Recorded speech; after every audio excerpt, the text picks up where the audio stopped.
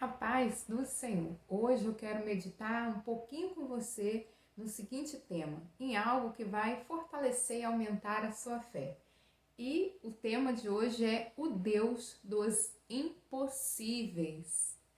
E aí, para basear naquilo que eu vou te dizer, eu vou falar com você lá em Neemias, capítulo 1, versículo 11, que diz assim: Ah, Senhor, estejam, pois, atentos teus ouvidos à oração do teu servo e à oração dos teus servos, que desejam temer o teu nome, e faze prosperar hoje o teu servo, e dá-lhe graça perante este homem.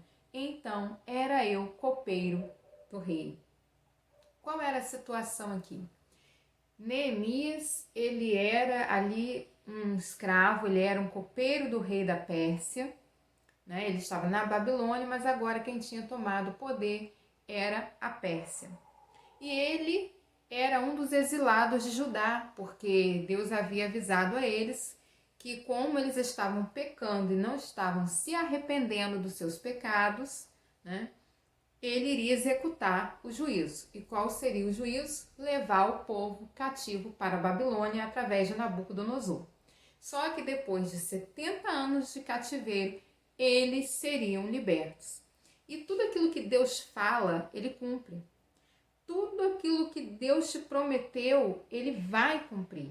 Então, quando Deus prometeu que abençoaria aquele povo, se aquele povo o obedecesse, ele abençoava. Quando Deus, antes de executar juízo, mandava que algum profeta avisasse aquele povo e aquele povo não se arrependia, ele também executava o juízo. Bom, então o povo tinha sido levado cativo. Na época de Neemias, muitos já tinham voltado, mas a cidade de Jerusalém estava em miséria. Quem estava ali estava vivendo uma vida de miséria, uma vida de desprezo. O muro que ajudaria a dar segurança, né, naquela cidade não tinha, os muros estavam fendidos, e ele ficou triste em saber que o povo dele estava naquela miséria. E ele precisava, ele queria fazer algo, mas ele sabia que o que ele precisava fazer, a obra que ele precisava fazer, seria uma obra muito grande, seria uma obra, humanamente falando, impossível. Por quê? Ele era alguém que trabalhava para o rei. Ele não era livre, ele era um servo. Então ele precisava que o rei autorizasse ele para fazer alguma coisa. Mas quem poderia mover a mão do rei em favor de um povo cativo? Neemias sabia que somente um poderia fazer isso, somente Deus.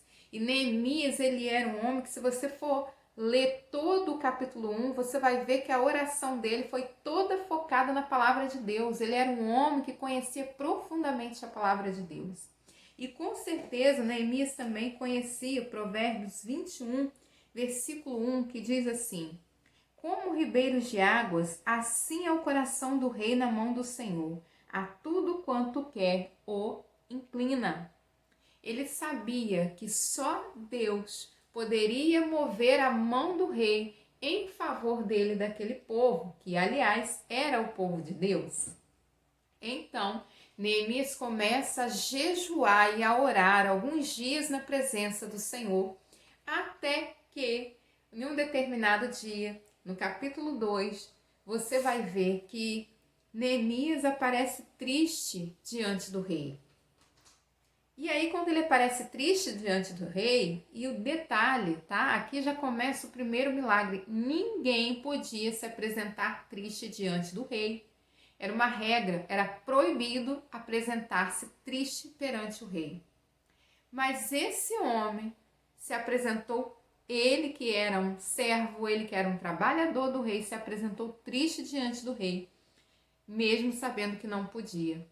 Então, ali o rei, ao invés de tomar uma atitude contra ele, que estava ali desobedecendo uma regra, né, que era ficar triste perante o rei, o que fez? O rei olhou para ele, percebeu a tristeza e começou a dialogar com ele, a perguntar a Neemias o porquê daquela tristeza, se Neemias não estava doente. E que aquela tristeza só poderia ser tristeza de coração.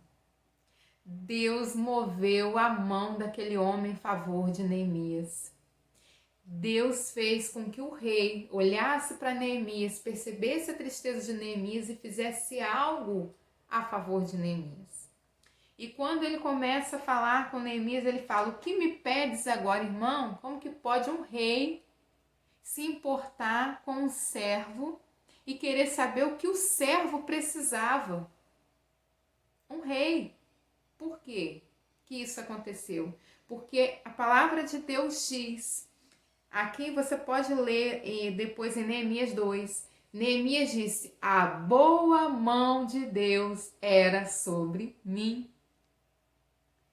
E tanto é que a mão de Deus era sobre ele, que antes dele pedir ao rei o que ele realmente precisava, ele orou ao Senhor. E o Senhor deu a ele direção.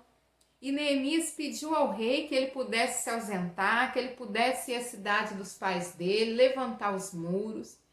Ele não só pediu para se ausentar, olha só, irmãos, que coisa grandiosa. Como é que você pede assim para o seu patrão para você se ausentar, para fazer coisa pelo teu povo? Mas ele, porque a mão de Deus era sobre ele, ele conseguiu. E aí o rei permitiu com que ele fosse, com que ele se ausentasse do trabalho. E olha que o trabalho dele era um trabalho importantíssimo. Ele trabalhava diretamente com o rei. Era ele que cuidava das coisas do rei, as coisas cotidianas. Ele era o copeiro. Ele era ali o que organizava a cozinha. Ele era o que viu que ele ia ou não ia comer. Ele era um homem de confiança do rei. Mas o rei permitiu que ele se ausentasse, fosse a Jerusalém, construísse os muros, e não só permitiu ele se ausentar, como deu a ele todo o material necessário para que ele fizesse.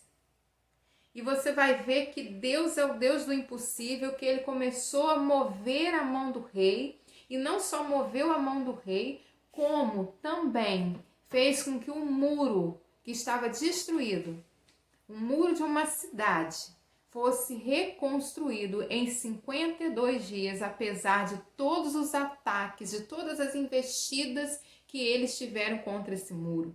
Porque muitas pessoas se levantaram para que Neemias não conseguisse fazer esse muro. Porque era do interesse de muita gente que esse muro continuasse derribado, justamente para que eles tivessem acesso mais facilmente ao povo e pudesse prejudicar o povo. Então, Deus é o Deus do impossível. Ele move a mão de quem for necessário em favor de todos aqueles que buscam Ele com coração sincero, com coração íntegro, com coração desejoso de realmente buscá-lo. Então, qual é o seu impossível nesta manhã? Se de repente você está com alguém enfermo, em nome de Jesus, Deus pode ir até essa pessoa e curar através da sua oração sincera. Aleluia. De repente você está desempregado. Através de uma oração sincera, com o coração contrito e quebrantado, Deus pode abrir portas onde você não imagina. É claro que você tem que fazer a sua parte, né? Claro que você tem que estudar. Claro que você tem que enviar currículos. Claro. Mas de repente você já está fazendo tudo isso e a porta ainda está fechada. Mas Deus pode te abrir portas através de uma oração sincera, um coração contrito, obediente ao Senhor. De repente é um casamento que está à beira de uma ruína. Deus pode restaurar os sentimentos, a amizade, o desejo, a comunhão. Deus pode restaurar aí essa vontade de vocês estarem juntos. Deus pode restaurar. Então não perca tempo. Ore ao Deus do impossível, porque Deus pode grandes coisas para todos aqueles que vão com Ele um coração sincero, contrito, quebrantado, confiando que só Ele pode fazer. Deus te abençoe nesta manhã. Peço que se você compartilhe aí com todo mundo, tá bom? Que você me ajude a ser um agente missionário, certo? Quando você passar essa palavra para mais gente, você está sendo um missionário da parte do Senhor. Deus te abençoe, a paz.